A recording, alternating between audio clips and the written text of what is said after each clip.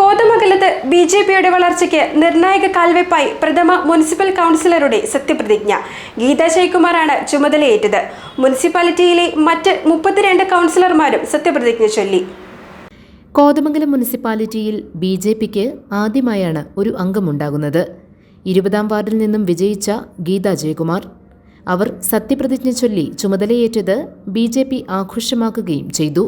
ഗീതാ ജയകുമാർ എന്ന ഞാൻ നിയമാനുസരണം നടപ്പാക്കിയ ഇന്ത്യൻ ഭരണഘടനയോട് യഥാർത്ഥമായ വിശ്വാസവും കൂറും പുലർത്തുമെന്നും ഭയാശങ്കയോ മമതയോ വാത്സല്യമോ വിദ്വേഷമോ കൂടാതെ ഞാൻ എൻ്റെ ഔദ്യോഗിക കർത്തവ്യങ്ങൾ യഥാവിധിയായും വിശ്വസ്തയോടും എൻ്റെ പരമാവധി കഴിവും അറിവും വിവേചന ശക്തിയും മുനിസിപ്പാലിറ്റിയിൽ മുതിർന്ന അംഗമായ പ്രൊഫസർ ആഷ്ലി ജോസഫാണ് ആദ്യം സത്യവാചകം ചൊല്ലിയത്. വരണാധികാരിയായ DEO സത്യവാചകം ചൊല്ലിക്കൊടുത്തു. നിയമാനുസരണം നടപ്പാക്കിയ ഇന്ത്യൻ ഭരണഘടനയോട് യഥാർത്ഥമായ വിശ്വാസവും കൂറും പുലർത്തുമെന്നും ഭയാശങ്കയോ മമതയോ വാത്സല്യമോ വിദ്വേഷമോ കൂടാതെ ഞാൻ എൻ്റെ ഔദ്യോഗിക കർത്തവ്യങ്ങൾ യഥാവിധിയായും വിശ്വസ്തയോടും എൻ്റെ പരമാവധി കഴിവും ഭയാശങ്കയോ മമതയോ വാത്സല്യമോ വിദ്വേഷമോ കൂടാതെ ഞാൻ എൻ്റെ ഔദ്യോഗിക കർത്തവ്യങ്ങൾ യഥാവിധിയായും വിശ്വസ്തയോടും എൻ്റെ പരമാവധി കഴിവും അറിവും എന്ന ഞാൻ നിയമാനുസരണം നടപ്പാക്കിയ ഇന്ത്യൻ ഭരണഘടനയോട് യഥാർത്ഥമായ വിശ്വാസവും കൂറും പുലർത്തുമെന്നും ഭയാശങ്കയോ മമതയോ വാത്സല്യമോ വിദ്വേഷമോ കൂടാതെ എൻ്റെ ഔദ്യോഗിക കർത്തവ്യങ്ങൾ ഞാൻ നിയമാനുസരണം നടപ്പിലാക്കിയ ഇന്ത്യൻ ഭരണഘടനയോട് യഥാർത്ഥമായ വിശ്വാസവും കൂറും പുലർത്തുന്നു.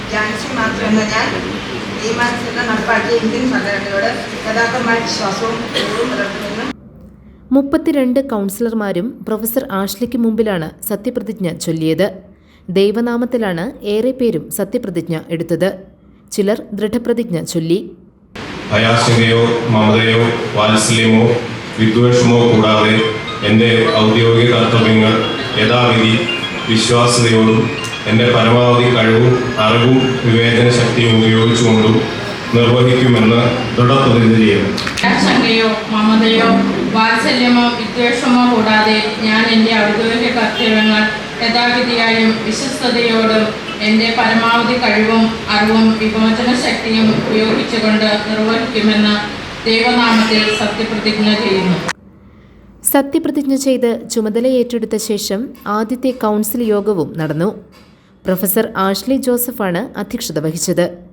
ചെയർപേഴ്സണെയും ഡെപ്യൂട്ടി ചെയർപേഴ്സണെയും തെരഞ്ഞെടുക്കുന്നതിനായി ഇനി 26-ാം തീയതി കൗൺസിൽ ചേരും.